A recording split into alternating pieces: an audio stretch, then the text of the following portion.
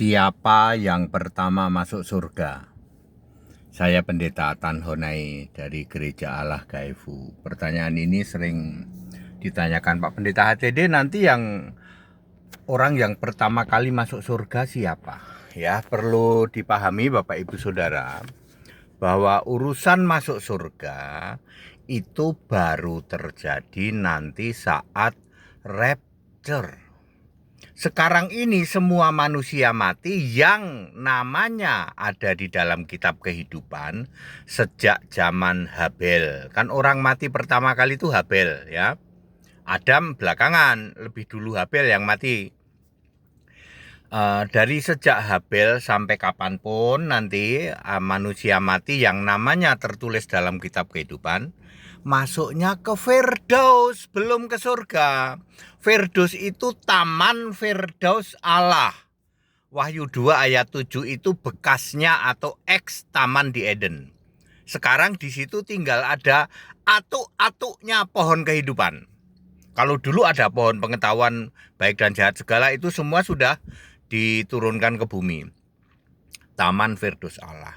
Siapapun manusia yang namanya manusia yang mati yang namanya tertulis dalam kitab kehidupan, kecuali kalau namanya tidak ada dalam kitab kehidupan, itu masuknya ke alam maut. Kalau namanya ada dalam kitab kehidupan, masuknya ke Firdaus.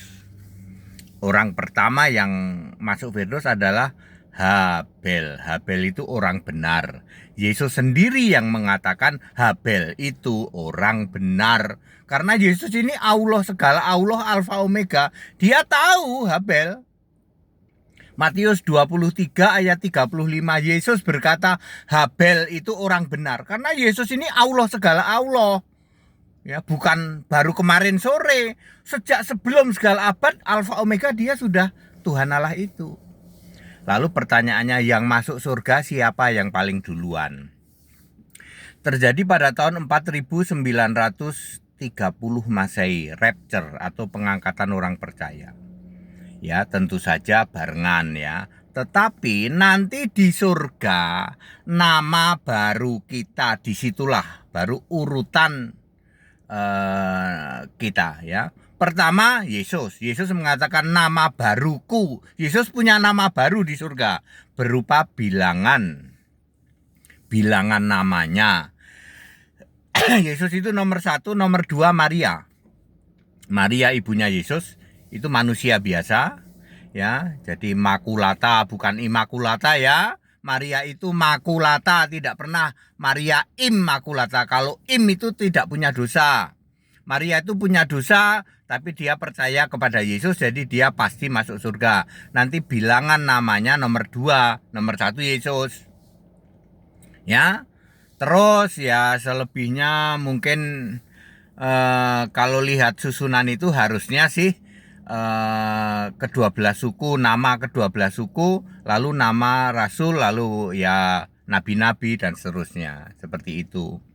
Ya, Pak, nabi kami masuk surga nggak, Pak? Lah, nabimu dicek dulu dipilih Yesus atau tidak. Yesus berkata Abraham, Ishak, Yakub dan semua nabi masuk dalam kerajaan Allah.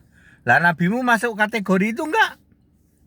Masuk kategori nabi yang dipilih oleh Yesus atau tidak? Kayaknya tidak. Ya jangan harap masuk surga.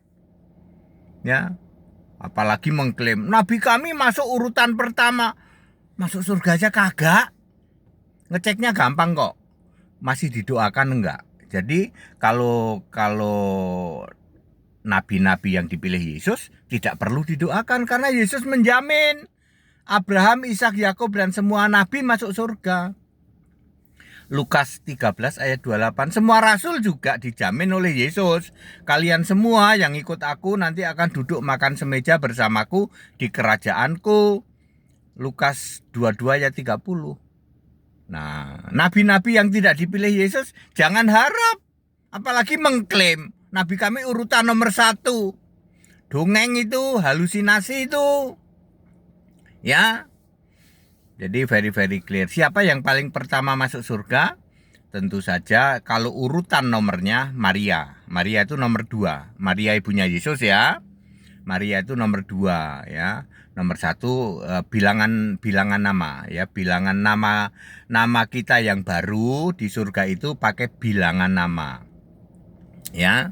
Yesus nomor satu, Maria ibunya Yesus nomor dua ya, seperti itu. Lalu nanti ada yang jadi raja-raja, mestinya sih 12 suku Israel yang mewakili itu ya, 12 suku Israel, terus 12 rasul, baru nabi-nabi, rasul yang lain, baru orang-orang yang dipilih oleh Yesus untuk jadi raja. Nanti di surga itu ada raja ya. Kita punya anak buah, kan sebuah kerajaan ya. Rajanya itu Yesus, lalu ada raja-raja kecil di wilayah per apa. Surga kan cukup luas ya, 3,5 kali Indonesia ya. Surga itu kurang lebih ukurannya 3,5 kali Indonesia ya.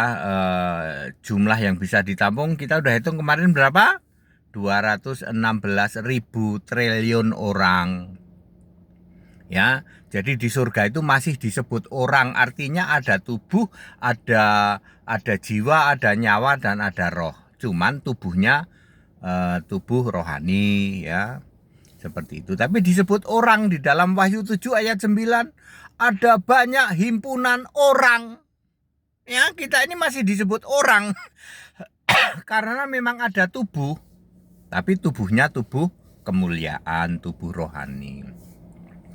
Untuk mempermudah, daya tampungnya 100 triliun aja lah ya, supaya masih masuk di pikiran kita.